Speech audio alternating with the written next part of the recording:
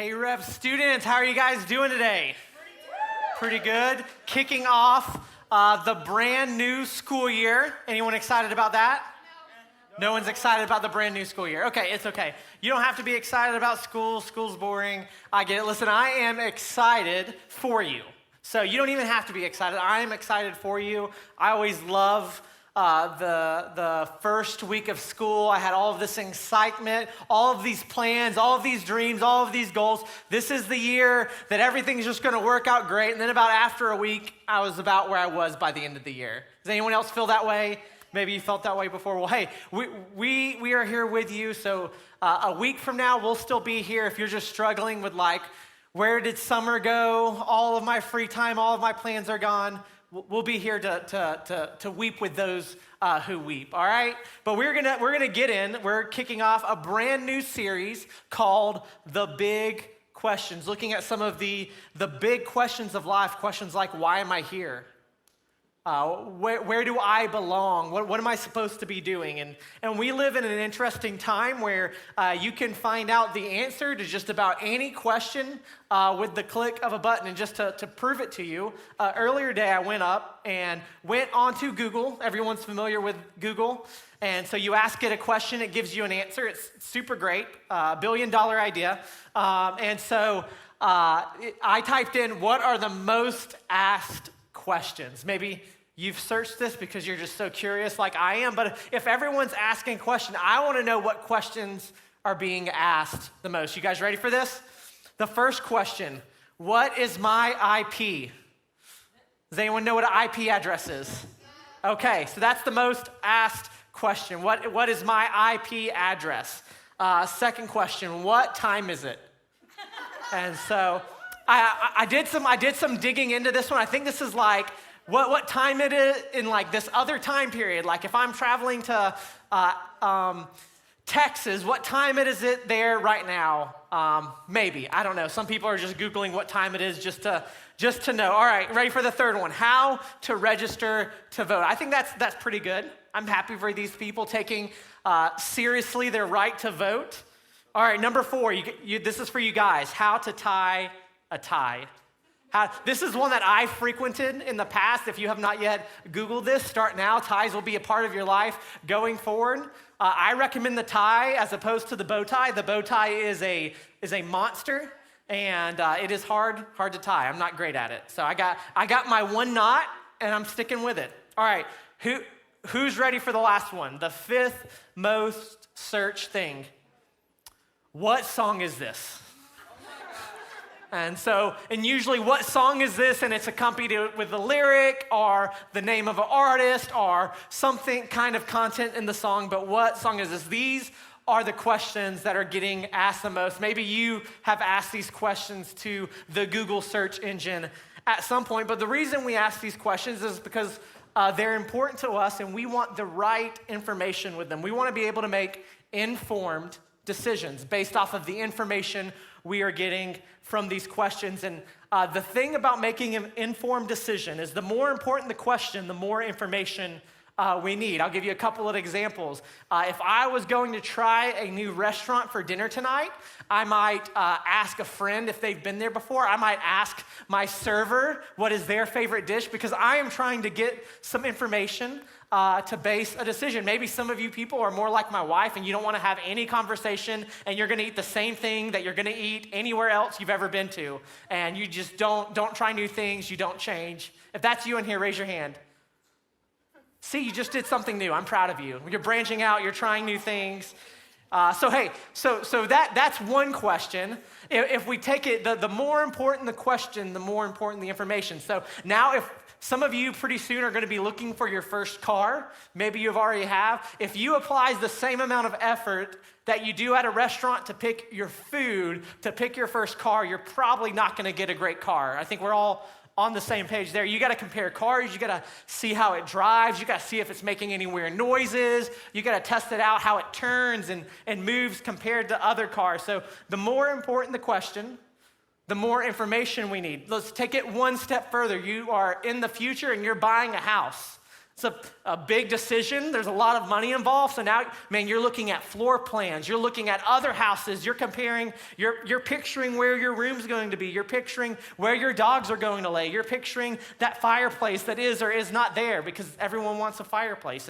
And so the more important the question, the more important the information that we need is. And this series is going to be about some of the biggest questions we could ever ask. Questions, like I said, like, why am I here? What am I supposed to do? Who are my people? Where do I belong? But before we can answer those questions, there is a prerequisite question that informs all of the other information, all of the other decisions, all of the other questions. And the most important question we can ever answer is, who is Jesus? That question is going to inform every decision that we make. The answer to that question is going to affect every part of our life. The most important question we can ever answer is, who is Jesus? And I find it quite funny. Maybe you've been in a conversation before where people are like, I don't even know if this Jesus guy was real. I'm not sure if you've ever thought about it. There is actually not a lot of debate on whether Jesus was a real person. Not sure if you've ever looked into it, if you've ever studied it. There is not only Christian historical documents that are saying that Jesus was a real person, there is Jewish historical documents dating to the time periods that Jesus was around. And if you've listened to some of the things we talked about, there's a lot of Jewish, especially Jewish leaders that didn't like Jesus very much, and they're writing to other Jewish leaders like, we got to do something about this Jesus guy. All these people are following him. All these people are going to him. They're leaving us. We got to do something about it. Even outside of that, you look at the entity that was Rome, that lasts over 1,000 years. You know, we as a country, we've been around for a couple hundred. Rome in its entirety was over 1,000 years that it reigned over most of the known world at the time. And in their history, you look at the story of Jesus, especially at the end, and he is meeting historical people. He is having conversations with counselors and Pontius Pilate, all these people that were real people, and there is Roman historical documents that are saying, hey, there was this Jesus person. There is something that happened. We have to do something about it. So maybe you've been in conversations before asking, you know, was he real? Was he not? There is not a lot of people in the scholastic realm that study history that debate whether he was real or not, but the debate is, who was he? The debate is, what did he do? And C.S. Lewis, if you're familiar with him, he writes on this a lot. You know, there's this idea that maybe you've heard before, maybe you've even said this before. You're like, well, I don't know if all the miracles that Jesus said he did, I don't know if all the things that Jesus said he did was real, but he was probably like a good person. He was probably like a great, just moral teacher, just a really good, down-to-earth guy, right? That is what we would ascribe to him. And C.S. Lewis, he's the author of the Chronicles of Narnia. If you're a fan of that, he's written a lot of other great Christian. He was just a great Christian thinker, understanding how man works and teaching the truth of Scripture, and he was heavily influenced by J.R.R. Tolkien, the author of Lord of the Rings. If you like Lord of the Rings, he's actually the person that led C.S. Lewis to Christ. And so this is what C.S. Lewis proposes based on this idea that Jesus is just this good dude, he's just this good guy, he's just this great teacher. He writes, I am trying to prevent anyone saying the really foolish thing that people often say about him being Jesus. That I am ready to accept Jesus as a great moral teacher, but I don't accept his claim to be God. That is one thing we must not say. A man who was merely a man and said the sort of things that Jesus said would not be a great moral teacher. In fact, he would either be a lunatic on the level of the man who says he is a poached egg, or else he would be the devil of hell. You must make your choice. Either this man was and is the Son of God, or else he is a madman or something worse. You can shut him up for a fool. You can spit at him and kill him as a demon, or you can fall at his feet and call him Lord and God. But let us not come with any patronizing nonsense about his being a great human teacher. He has not left that open to us, and he did not intend to. And what the argument that C.S. Lewis is arguing here is for all of people's good intentions to ascribe great morals and great character to the person of Jesus. He is like a Gandhi type figure. He's like a Dalai Lama type figure. He's just this influential figure of his time. That goes against the very things that Jesus taught. Jesus said, hey, I am the way. He said, I was there at the beginning. He said, I am God. And C.S. Lewis' argument, he said, hey, since we've already said Jesus was a person, so now we have to do with who was he? If he was a person, who is he? What did he do? C.S. Lewis's argument, he's either just straight up cuckoo for Cocoa Puffs, all right? Just a crazy person saying crazy things. He is evil, saying things that are not true, or he simply is what he says he is. And maybe you're curious, maybe your curiosity has peaked. Maybe you want to know, you want to answer the question, who is Jesus? And the same invitation that was available to his disciples at the time of his ministry is available to you today. And Jesus' invitation is to simply come and follow him. And as you follow him, you see how he acts and what he says, and begin to experience who he is. So we're going to be jumping into the book of Matthew chapter 4. There's some Bibles around with you. I'd love for you to jump in and read with us. Matthew chapter 4, verse 18, it says, while walking by the Sea of Galilee, he saw two brothers, Simon, who is called Peter, and Andrew, his brother, casting a net into the sea, for they were fishermen. And he said to them, follow me, and I will make you fishers of men. So a couple of things about this time period. You really, in that society, in that culture, this Jewish culture, you either had two paths. You were either someone who began to follow a religious leader. You would be considered a disciple. It was almost like what we consider an intern. They were basically interning. They were trying to be like this religious leader, these Jewish leaders. They were trying to get some of the influence that these Jewish leaders had, and only the best of the best were chosen to follow them. And so if that wasn't you, if you were not the cream of the crop, if you were not the best of the best, you would leave and you would join, pick up a new trade or join your family's trade. And that is where we find Peter and Andrew here. And they were simply fishermen. They were simply doing the things that they had grown up doing, trying to provide a living, trying to simply make ends meet. And Jesus here, you got to understand, they have heard of Jesus, but they have never met Jesus. Jesus is practically a stranger, yet he comes up to them and gives them an opportunity. He says, come and follow me. He's taking the time to give them an opportunity to follow him. And when opportunities come our way, there's usually a couple reasons why we either choose to follow something or choose not to follow it. One reason, it's we're not interested in it. It doesn't interest us. It holds no passion in our hearts to follow it. So you might have the opportunity to be a part of a sports team, yet you hate sports, so you're going to pass on that opportunity. Another reason is that we think it will be a waste of time, that we won't get anything out of it, it won't benefit us. That is a reason we might pass up on an opportunity. But I think most of all, and I know this is true for me, it's because it's going to cost me something that I'm not willing to give up. It's going to cost me something that it's going to cost too much. And, for me, I try to work out fairly regularly. I would like to be really jacked and in the best shape of my life, yet I would have to give up that delicious Reese's ice cream cake that I ate last night. And it was wonderful. Just compliments to Dairy Queen as a ice cream connoisseur in making that. And so, but that would be something I would have to give up. Take it a step further. One day I just recently graduated with a degree. I might want to get another degree. Yeah, you can clap for me. That's exciting. I'm excited about it. I could go back and get another degree, yet it would cost me sweet, sweet, beautiful sleep.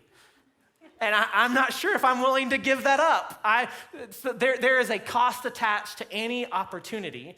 And a lot of the times we say no to the opportunities that are presented to us simply because we believe it will cost too much. And here, what Jesus is offering them is a new way of life.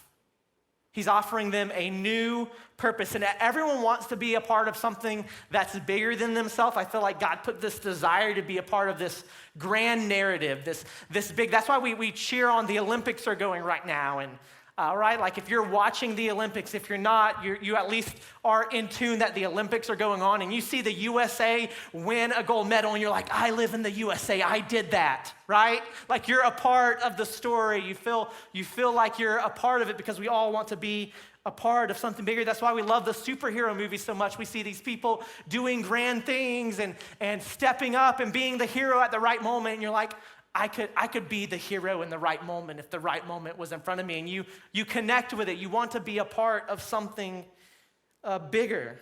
And what Jesus is saying to these fishermen right in front of him, he's saying what the opportunity that you are taking advantage of right now, the big narrative that you are part of, is that you are someone who pulls fish out of the water to meet a physical need. You are someone who is casting a net, pulling fish out and meeting a physical need. And there is nothing wrong with that. There is nothing bad about that. But don't miss this. Jesus is inviting them in on something bigger. He says, I am inviting you to be someone who pulls people out of darkness and death and meets a spiritual need. And that is something that is so much bigger. That is a story. That is a grand narrative that we want to be a part of. Bigger than the USA winning an Olympic medal, bigger than any of those, being a part of bringing people out of death, bringing people out of darkness, and meeting the spiritual needs that they have. And that is the invitation that Jesus put in front of them, and that is why they followed him. We'll read on in the next verse. It says, immediately they left their nets and followed him. And going on from there, he saw two other brothers, James, the son of Zebedee, and John, his brother, in the boat with Zebedee, their father, mending their nets, and he called to them. Immediately they left their boat and their father and followed him. And so it seems to me, based off of what we're reading and what we know is going to happen, that there is something about the invitation of Jesus that was not only enough for them to leave their nets, not only enough for them to leave their occupation, but it was enough for them to leave their families.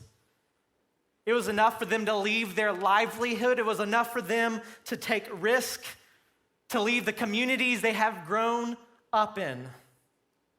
And listen, when they chose to follow Jesus, Jesus' invitation to follow him didn't have conditions, right? It wasn't, well, you can follow me if you can pass this Bible test. Or you can follow me if you can be a super religious person. Or you can follow me if you have like the best behavior. Or you can follow me if you're better than all the other people around you. The simple ask that Jesus had for them to follow them was to take their next step of obedience. He said, hey, put down your net, put down what you have, and follow me. And here is the reality that I don't think gets talked about enough.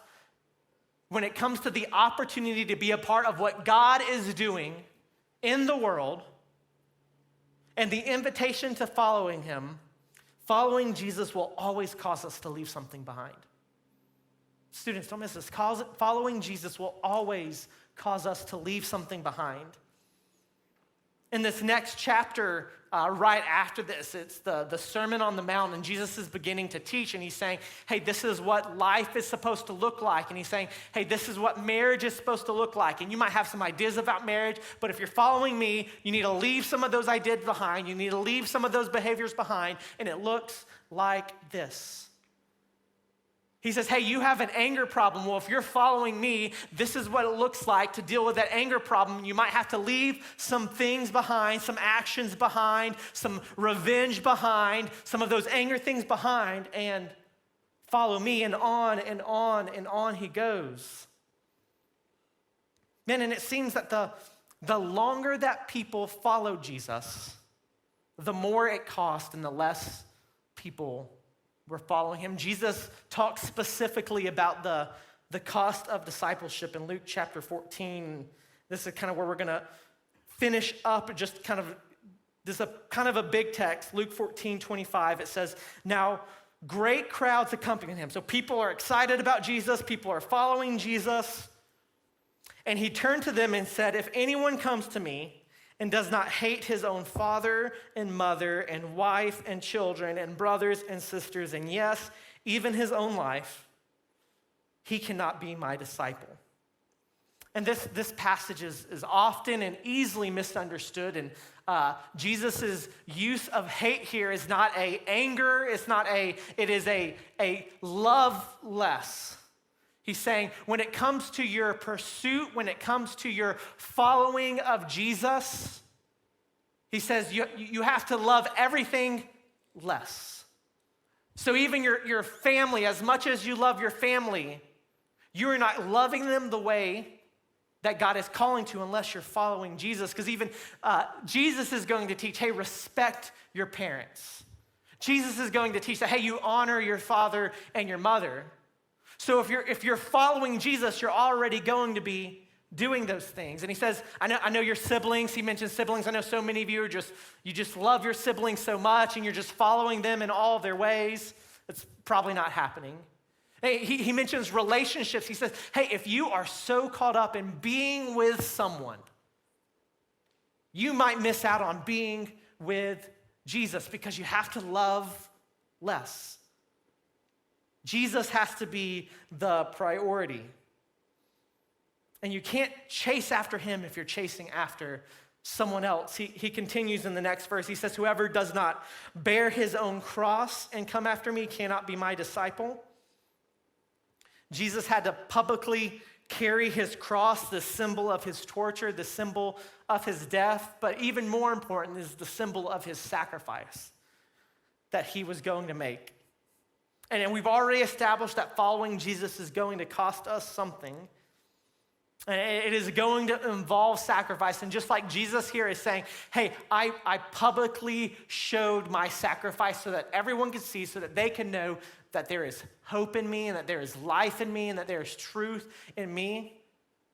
If Jesus just died on a cross in private and we never heard about it, it would be meaningless. And in the same way, he's saying your sacrifice. He said it can't just be done in the shadows. It can't just be hidden. You're going to have to sacrifice in ways that are public, and I don't know what it is going to cost you. But that other people can see it. They see something different about you. They see that you are loving whatever that is less than Jesus. And maybe for them, that is the most important thing to them. And they're saying, how could you love this less? And you're able to tell them that there is something better. There is someone better. Jesus continues with this cost of discipleship mentality. In verse 28, it says, for which of you, desiring to build a tower, does not first sit down and count the cost, whether he has enough to complete it? Otherwise, when he has laid a foundation and is not able to finish, all who see it begin to mock him, saying, this man began to build and was not able to finish. Or what king goes out and encounters another king in war and will not sit down first and deliberate whether he is able with 10,000 to meet him who comes with 20,000? And if not, while he is away off, he sends a delegation and asks for terms of peace. So therefore, if any one of you who does not renounce all that he has, so therefore, I want you to hear this. So therefore, if any one of you, if there is any person in this room who is not willing to love less, if there is any one of you in this room who is not willing to sacrifice, to accept the cost that comes with following Jesus, he says, you can't be my disciple. And he's saying, this isn't a decision you should make rashly. You should count the cost. He's saying the builder has to contemplate all of the details of the project. The king has to understand all the details about his people and his kingdom before he makes a decision. And he's saying, how much more important is this decision that's going to determine the rest of your life. I mean, and so many times we wanted Jesus as long as it's easy and it's convenient and it's not going to cost us something. And we get so caught up in conversion that we made this decision one day and we forget about discipleship, that the next day we're supposed to make another decision and it might cost us. And the next day we might have to make another decision and it might cost us. And are we willing to count the cost? I love what Paul says in the book of Philippians. He says, I am sure of this, that he who began a good work in you will bring it to completion at the day of Jesus Christ. And listen, he says, I am sure that he, not just who made a decision one day, but he who began a good work in you, that God is with you in this. And as you begin to work, day by day by day, as you begin to make decisions that might be costly, that might be inconvenient, that might involve some form of sacrifice, that he is faithful to see you through all the way to the end. And listen, it will be work, but he is faithful to see it through. And he's saying you don't need to just make this decision rashly. This isn't just something you say and don't mean it. He says if you're going to say it, it better mean everything. But if you do, you get to see who he really is and experience who he really is, because when you really understand who Jesus is, it changes everything. And when Jesus' disciples left everything to follow him, their nets, their families, they had questions. They had questions about where we're going, what's going to happen next. They didn't know what happened the next day, the next year. And then they see Jesus die, and then they see Jesus rise again. And we talked about it last week. And Jesus said, hey, if you're following me, you need to go. You need to go tell them what happened. You need to go tell them that there is hope. You need to go tell them that there's life. And these people who left everything, eventually Peter became the leader, one of the first leaders of the church. Most of the disciples outside of John died a pretty horrible death defending the truth of Scripture. And I'm not sure if you've ever thought of that. People usually don't die for something they don't believe in. They're saying, I believe this so much, I'm willing to die for it because of what I've seen, because of what I've experienced, because I know who he is. And we're going to be getting into questions about why am I here? Where do I belong? What are we even doing? What am I supposed to do next?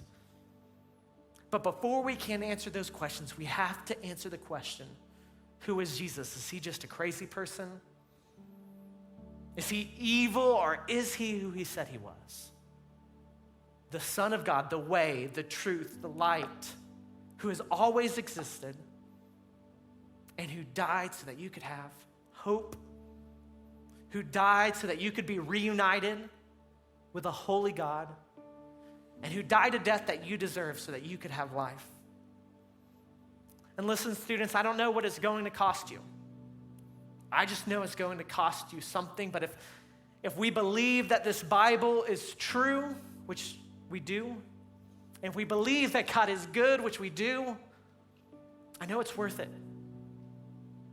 I know it's worth it, and he is faithful to see you to the end. But it all starts with how we answer the question, who is he? Pray with me.